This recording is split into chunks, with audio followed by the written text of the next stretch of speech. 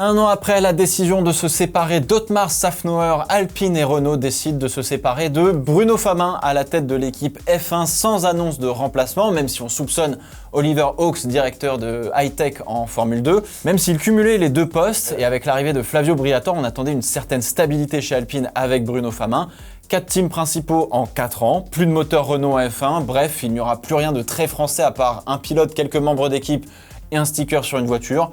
Je considère personnellement que l'aventure vient de s'achever. Voilà, tous mes plus sincères encouragements pour les gens de Viry.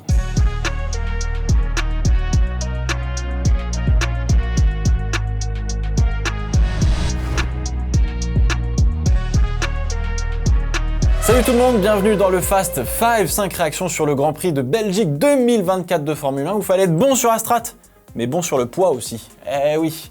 Autrement, en termes d'action en piste, c'était pas très visuel. Il y a eu quand même 2-3 petites choses, c'était sympa, mais c'était pas foufou quoi.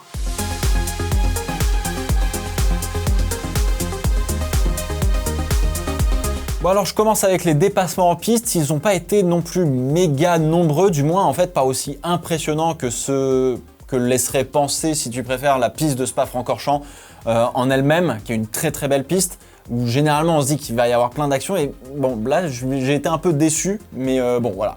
Je pense aussi qu'on sort de 2-3 Grands Prix où on a eu beaucoup d'actions et beaucoup de choses à redire sur les actions, donc forcément ça fait un certain contraste quand ça se passe bien quoi. Alors on a vu peu de très gros freinages à l'entrée des combes car les dépassements se faisaient dans la ligne droite Kemmel au DRS un peu en amont, donc c'était un petit peu dommage. Fallait juste venir de très loin comme Esteban Ocon sur Daniel Ricciardo dans les tout derniers tours de course pour faire un gros frein et enrouler par l'extérieur. Allez voir son on-board, enfin si vous y arrivez parce que on n'a plus la F1 TV en France, ça c'est un autre problème, mais bon, voilà, en tout cas ça vaut vraiment le coup d'aller voir son on-board, il y a eu quand même des belles choses. Bref, on a eu quand même une petite bataille entre Piastri et Leclerc sur 2 tours, ça venait de loin quand même pour Piastri, belle défense de Leclerc qui se laisse pas impressionner au freinage et qui emmène beaucoup de vitesse en entrée pour que Piastri ne pense même pas à l'enrouler. Piastri est pas non plus incroyable sur son freinage, il monte pas mal sur le vibreur, ce qui a tendance à déstabiliser un peu sa voiture, mais dans l'idée il y a quelque chose pour faire le frein à Charles, et ça justement ça se fait le tour suivant. Tour 36, Piastri est un petit peu plus proche de Leclerc dans toute la montée depuis la source jusque dans le raidillon, etc. Défense impeccable encore une fois de Leclerc, sauf que Piastri freine pas sur le vibreur cette fois-ci, emmène beaucoup plus de vitesse comme Charles. Il est devant au point de corde, Charles n'a pas le choix que de lui laisser de la place, quoi qu'il arrive, parce qu'il y a la voiture de Piastri tout simplement. Et Piastri est à l'intérieur pour finir la manœuvre dans le deuxième virage des combes, dans le gauche, là. Donc nickel. Il ferme gentiment la porte à l'extérieur en sortie de virage, entre guillemets, et le dépassement est complété, propre, aussi bien en défense qu'en attaque. Leclerc était de toute manière un peu moins rapide. C'est beau, c'est respectueux, voilà, c'est ça qu'on veut voir, tout simplement. Ah, pas compliqué. All the time you have to leave the space.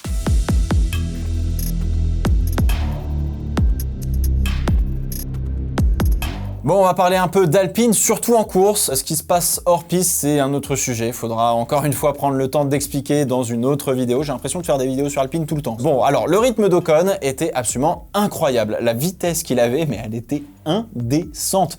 Alors facile, il avait des lames de rasoir comme à Hockenheim en 2001, si tu préfères, donc ça génère moins de traînée, mais surtout moins d'appui, et ça aurait normalement dû cramer un peu plus ses pneus, mais justement on va reparler parce que la dégradation n'a pas du tout été comme attendu. Le moteur, il marche quand même très bien, hein, il gueule juste un petit peu à la mort parce que il n'est pas habitué à chanter autant. Meilleure vitesse de pointe du GP, flashé à 311,7 km/h juste en haut du raidillon, donc il manque toute la ligne droite Kemmel, le DRS ouvert, le déploiement d'énergie complet, l'aspiration, etc. Donc c'est pas méga fidèle à ce qu'on aurait dû avoir comme chiffre, mais bon c'est un autre problème. Les dépassements, c'est lui qui a fait quasiment tout le spectacle, on n'en a vu aucun à la télé à part l'intérieur sur Pierre où je suppose que la réalisation internationale espérait un contact entre les deux en se disant popcorn. Autrement, l'un des premiers dépassements c'est à l'exté sur Bottas dans le gauche des combes, oui là où Piastri a fermé gentiment la porte sur Charles. C'est presque insolent de se faire passer ici, là ça fait un peu... Voilà, bon toutou, hein, reste là avec ton team player, ton mulet, etc. T'es gentil, hein, voilà, mais tranquille. Le reste des dépassements, c'est du DRS et un ou deux jolis gros freinages aux combes par l'exté, etc. P10 sur la ligne, P9 après la disqualification de Russell, il échoue à quelques secondes d'Alonso qui lui a choisi un stop. C'est un petit peu comme en 2021, vous savez, où on avait des stratégies à 1 ou 2 arrêts qui se valaient et où si ton adversaire s'arrêtait, ça t'obligeait à aller au bout, entre guillemets, sinon tu te faisais battre par l'undercut, donc c'était une question de pas être sur la même stratégie. Donc je suppose que chez Alonso, on a réfléchi, on s'est dit, bon bah on va tenter de faire un seul arrêt et puis d'espérer que Esteban ne remonte pas. Sauf qu'hier, la bonne stratégie, c'était effectivement de faire un seul arrêt et personne n'y croyait vraiment. Il y a eu plein de loupés au final, dont Esteban qui avait non seulement le rythme mais la bonne dégradation aussi. En rythme pur, c'était le meilleur des autres, je trouve, personnellement, et de loin, même si Alonso était vraiment pas trop mal, puisque lui, il a fait qu'un seul arrêt, donc il a fini devant, tu vois, mais en termes de rythme de course, Esteban était bien. Hein. Bon, petit bilan sur la course de Pierre Gasly. Alors, la voiture est montée à l'envers, le volant est pas droit, voilà, pas de vitesse de pointe, parce que beaucoup d'appui aéro comparé à Esteban, ça perdait 7 dixièmes en ligne droite, surchauffe moteur. Alors, on parle de dilettantisme quand un mécano de Formule 1 est pas capable de faire ce que l'on apprend en premier à la FFSA Academy. Excusez-moi, hein, mais il y a un problème et il n'est pas à Viry-Châtillon le problème. Et si les mécanos sont pas capables de faire un parallélisme correctement, imaginez s'il faut monter une boîte de vitesse ou un moteur de Formule 1. Ah bah oui, ça prend feu. Oui, j'en ai un peu ras le cul là. C'est Viry qui ferme et pas Enstone.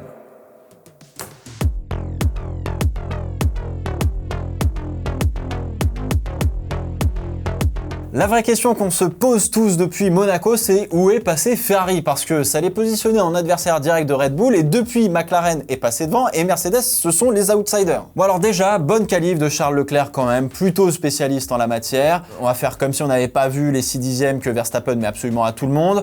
Mais quand même, la voiture est très certainement mieux réglée pour des conditions peut-être humides plutôt que sèches, je suppose.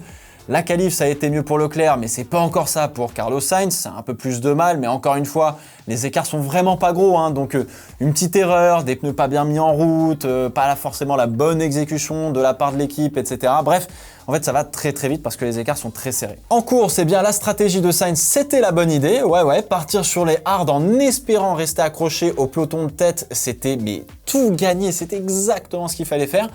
Et une fois que les autres s'étaient arrêtés, fallait effectivement mettre un peu plus de rythme tout en faisant attention aux pneus.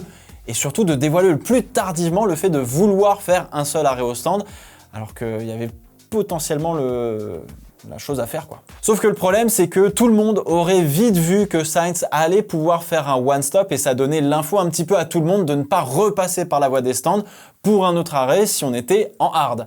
Alors Sainz, à lui seul, aurait pu changer la course d'absolument tout le monde.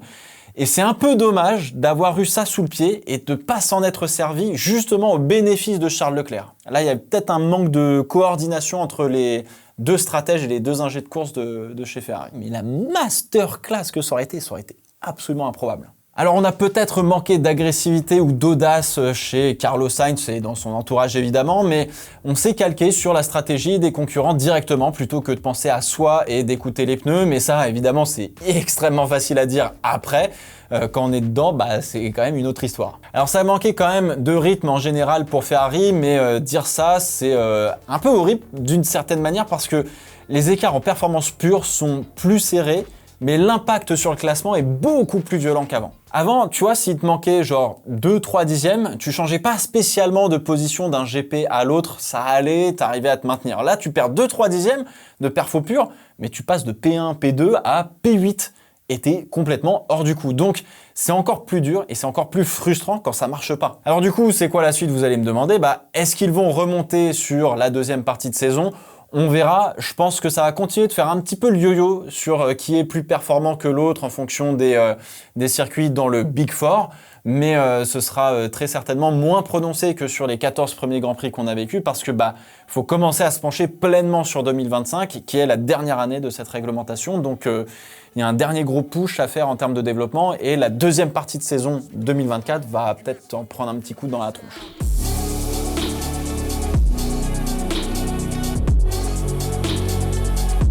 Est-ce que c'était le dernier Grand Prix de Sergio Pérez au volant d'une Red Bull? L'image de Ricciardo qui discute avec Horner et Mekies après le GP fait beaucoup parler, c'est à prendre avec des pincettes. Pourtant, la qualif donnait de l'espoir pour le Mexicain, c'est terrible. Alors, les free practice n'ont pas été faux folles pour le Sergio, il se prenait quand même des valises par Verstappen, à grands coups de presque une seconde, mais bon, le programme qui est pas toujours pareil, le test d'une aile arrière différente pour Verstappen, etc., etc., C'est les essais libres, on s'en fout. En qualif, il surprend tout le monde, alors qu'en temps normal, ça devrait être une normalité. Il se retrouve juste derrière Charles qui a poussé comme jamais pour sortir un gros tour dans des conditions changeantes. Bon, Sergio prend quand même le tarif habituel de 6 dixièmes par son coéquipier, mais comme tout le monde au final. En tout cas, il n'est pas à se battre avec Alonso et Ocon en qualif pour la P9, P10. Comme il dit, let's kick some ass tomorrow. Alors, belle motivation du coup, mais ça ne s'est malheureusement pas du tout transformé, bien au contraire. Ça a été la descente aux enfers. Le départ a été un peu houleux, je trouve, agressif à la limite de mettre un coup de roue à Hamilton pour pas grand-chose, qui le lui a un petit peu rendu aussi et s'est pas laissé faire. Et ça s'est, je pense, je suis pas sûr, mais je crois que ça s'est un peu touché dans la descente vers le raidillon. Alors, le Sergio se fait décrocher par Hamilton et Leclerc de manière quasi instantanée. Arrivent les arrêts au stand, c'est pas ouf parce que ça ressort un peu dans le trafic, donc on perd du temps, etc. C'était le seul à remettre les médiums et c'était pas le bon choix quand on voit comment les hards ont bien fonctionné. Pourtant, Sainz donnait une vraie indication en termes de rythme en début de course. Je comprends pas pourquoi on a mis des médiums chez Perez. C'est une erreur. Donc on l'arrête assez tôt pour le deuxième arrêt au stand parce que dégradation, donc ça allait pas sur les médiums. Et après, c'est la dégringolade qui continue. Dernier du Big Four.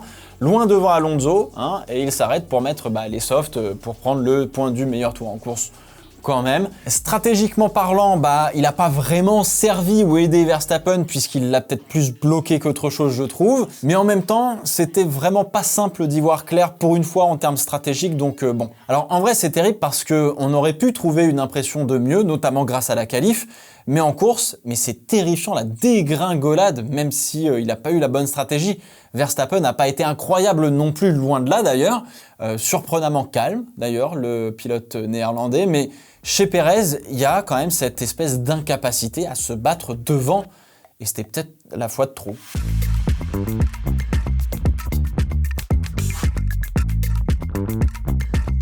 Le presque doublé Mercedes qui aura été de courte durée malheureusement pour eux, mais d'un vendredi où ils étaient absolument nulle part et où on ne les comptait même pas pour jouer la victoire le dimanche, c'est un sacré tour de bras qu'il s'est passé là. Alors, nouvelles améliorations sur la voiture, j'ai compté donc un nouveau diffuseur, un nouveau bord de plancher, une nouvelle beam wing, une nouvelle aile avant, donc nouvelle aileron avant, et petite ailette sur le halo, et on enlève la petite casquette sur le halo, etc. Ça fait beaucoup là, non? On a testé ça le vendredi, finalement on retire au moins le plancher le samedi avec le diffuseur, etc. parce que nulle part le vendredi, et surtout, le nouveau plancher provoque du rebond. Merde. Bonne perf de Lewis Hamilton en qualif avec des conditions changeantes, pas de nouveau train de pneus intermédiaire pour faire son meilleur tour en Q3, mais ça fonctionne quand même. Et avec la pénalité de Verstappen, il y a de belles opportunités à aller chercher pour le dimanche. Alors Russell était un petit ton en dessous, mais ça s'est joué à pas grand chose encore une fois, et donc pour la course, quand on voit que Perez ne parvient pas à prendre le dessus sur Lewis Hamilton, ni sur Charles Leclerc, on se dit qu'il y a potentiellement un des deux qui peut s'échapper. Alors c'est ce que fait Lewis avec pas mal de gestion de pneus. Pour rappel, il a plu tout le samedi, on sait pas trop comment la piste va réagir parce qu'on a aussi une partie qui a été resurfacée et on avait pas mal de dégradations je crois le vendredi sur le sec, notamment sur les free practice, donc mollo Joe tu vois. Les pneus étaient pas mal, l'arrière commençait à lâcher en premier, ce qui est un petit peu surprenant puisque Spa c'est plutôt un circuit qui est front limited entre guillemets, c'est-à-dire que c'est l'avant qui lâche généralement en premier, c'est là-dessus qu'on va se baser. On joue la strat en réaction chez Hamilton puisque Russell et Verstappen s'arrêtent pour donner le coup d'envoi des arrêts au stand de manière tout à fait stratégique, parce que les pneus sont encore plutôt bons pour tout le monde. Le deuxième relais, Leclerc fait son arrêt et met sous pression Lewis Hamilton qui est obligé de couvrir le monégasque, quand bien même il a des pneus qui ont encore beaucoup de potentiel. Et donc, Russell passe en tête en tentant ce qu'il veut quasiment tenter à chaque Grand Prix, quand il part d'un petit peu loin, le fameux one-stop et avoir tout le monde à la stratégie, parce que il peut pas faire grand-chose de plus. C'est pas la première fois qu'il tente le coup. Et alors ça marche parce que on se rend compte chez tout le monde que 1, les hards fonctionnent bien, que 2, le graining peut se nettoyer, que 3, il y a pas mal de potentiel dans le pneu, et que en gros, tout le monde a roulé trop doucement dans les premiers relais parce qu'on avait trop peur de violenter le pneu et de tout perdre et de devoir faire trop d'arrêts au stand. Alors qu'on pouvait largement attaquer plus. Alors sur la piste, ça gagne. Hamilton a une vraie frustration parce que justement, il n'a pas été écouté correctement sur son ressenti avec les pneus. Il avait plus de capital pneus, on n'a pas voulu s'en servir et ça a laissé la porte grande ouverte à George Russell pour exécuter sa stratégie et lui souffler la victoire. Bon alors le temps de faire les vérifications, il manque 1,5 kg sur la voiture de George Russell, il n'était pas au poids, disqualification comme c'est prévu par le règlement, ciao. Ça donne Hamilton, Piastri, Leclerc sur le podium et un manque à gagner de 18 points tout de même pour Mercedes, qui est un petit peu dommage pour eux. Alors ça peut être plein de choses qui expliquent les 1,5 kg. Les voitures font pas un tour complet du circuit pour ramasser de la gomme, ce qui d'habitude a tendance à alourdir un peu la voiture et à rehausser aussi sa garde au sol pour passer les contrôles larges. Et là en plus Russell il a fait 34 tours sur les hards, donc il a plus beaucoup de gomme sur ses pneus. Donc c'est pas ouf. Et c'est aussi peut-être dû à un mauvais calcul sur la consommation d'essence par exemple, ou tout simplement un mauvais calcul tout court sur les ballasts, vous savez, les petits poids que vous mettez sur la voiture au moment de sortir pour aller en grille, parce que peut-être que l'ancien plancher était plus léger que le nouveau par exemple et qu'on n'a pas fait attention à ça. Bref, dans tous les cas, c'est une erreur qui est humaine pour le coup, voilà, ça coûte cher à l'équipe. Ça arrive rarement dans les top teams, mais ça peut arriver. Et c'était aussi le cas, notamment avec, vous savez, les planches là aux États-Unis l'année dernière pour Leclerc, Hamilton et un autre. Norris peut-être, je crois, de mémoire. C'est des choses qui peuvent arriver. Bon alors rapidement, au classement général, Norris perd un peu de terrain sur Verstappen. C'était un peu l'enjeu aussi de ce Grand Prix pour le coup, avec une mauvaise course due à son mauvais départ. Ah oui, les graviers dans toute la pleine charge qui suit après, c'est compliqué. 78 points de retard, 10 Grands Prix à disputer avant la fin de la saison. Et c'est la McLaren qui a la meilleure voiture aujourd'hui. Donc, c'est pas fini, loin de là. Est-ce qu'il peut remporter le titre? Ça, c'est une autre question. Alors, McLaren reprend quand même quelques points à Red Bull, grâce à Piastri notamment, pour pointer à 42 unités de l'écurie autrichienne. Donc là, il y a urgence que Perez ou la Red Bull numéro 2 marque des points. Et Mercedes est encore un petit peu à la traîne, mais refait son retard petit à petit sur Ferrari, qui a été un petit peu plus en difficulté dernièrement. Bon allez, je vous lâche avec la victoire d'Isaac Hadjar en course principale, parfaitement maîtrisée de A à Z, et qui fait un vrai break pour le championnat sur Paul Aron, qui a abandonné dans le dernier tour de course de la principale. Toujours pas de chance pour Victor Martins qui devait jouer les premiers rôles ce week-end vu la free practice, mais problème électrique en qualif, fond de grille, 8 tours en sprint à cause de la pluie, mais 10 places de gagné quand même, et ça faut le noter, et malheureusement il a été pris dans un accident sur la course principale, c'est relou, mais il y a de la perf pure qui est là, c'est mieux. Faut juste transformer et c'est ça qui est compliqué. Voilà, c'est la fin de ce Fast 5. J'espère qu'il vous a plu. N'hésitez pas à me donner vos réactions dans les commentaires. On se retrouve à la rentrée pour le Fast 5 du Grand Prix des Pays-Bas. En attendant, je vous souhaite de très très bonnes vacances. Crème solaire, hydratez-vous bien, portez-vous bien surtout. Ciao, ciao.